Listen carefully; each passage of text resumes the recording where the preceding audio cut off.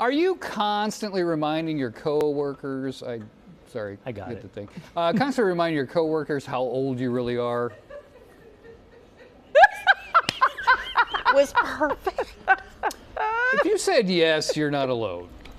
I'm not intending to remind them, but my actions rewind them. Courtney's standing by to learn how we manage the age gaps I here at feel work. seen right now. So much to talk about. So Rosalind, we were talking about, and we were laughing so heartily because this is probably the first time in history where you've got so many, the dichotomy of age groups that are in a newsroom or in a workplace. Yes.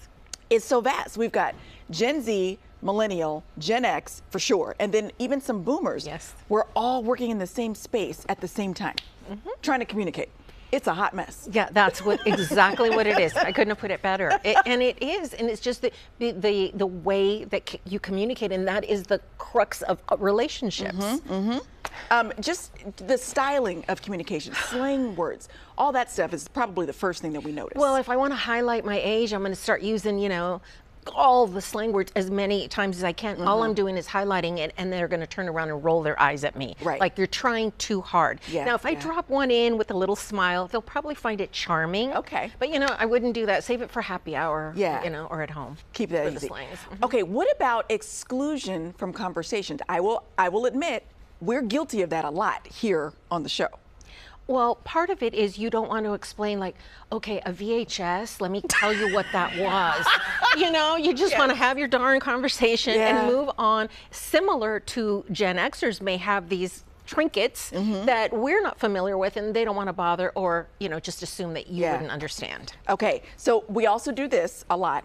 We give parental advice to our coworkers in the sense that it's like, oh, back in the day we used to do X, Y, and Z. Do they want to hear that? Some may, but generally I would avoid it unless they ask you, or you're familiar with the sensitivities and you're familiar with their personalities, that you could say that and introduce it more of, oh, we used to do that, not you should be doing this. It is very different when you're giving advice to people. And then they'll put you in that category too. And you're just, again, highlighting that we're very different. Right.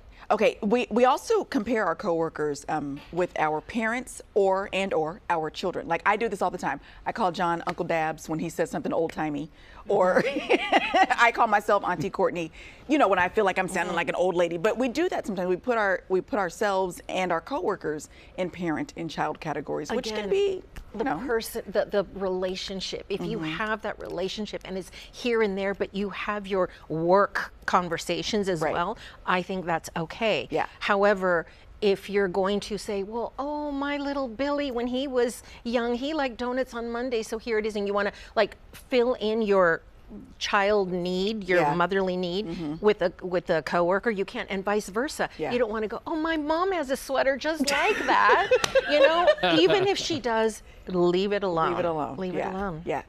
Something that's very important that you brought up was weaponizing your age. Oh, I can be grumpy because I'm old. If I'm going to use it to my advantage sometimes, or I don't like eating that kind of food, so I want to pick the restaurant, or I get the promotion because I'm more seasoned, or I demand respect because I am older. All of these things, or I get to say what I want because, old people get a pass. Any of those things are using your age, but not to your advantage. It's to highlight, again, and to put them ill at ease with the age as well. Yeah, and we do make a lot of assumptions as well. So if people wanted to get in contact with you and just kind of maybe have you come and do a seminar in the workplace or something like that, can they do so? Yes. In fact, I have 2 scheduled with 2 big corporations because of that problem. And it all focuses on communication. And it's just rosalindarandall.com, and it's very easy. And also, don't talk about your medications and your ailments, okay, and how much you miss VHS. Just don't do that. I just talked about perimenopause today. Okay, I'm going to throttle it back. Listen, we're going to make it super easy for you to contact Rosalinda. She is on our webpage, gooddaysacramento.com, under show info and today's date. Thank you, as always, a breath of knowledge. What's that you say, Sonny? It's a pleasure. I do agree. It's good advice about not using the slang, because anytime I drop 6, 7, I end up feeling totally chopped around here. See, and now, and it's so cringy, we got to go to break.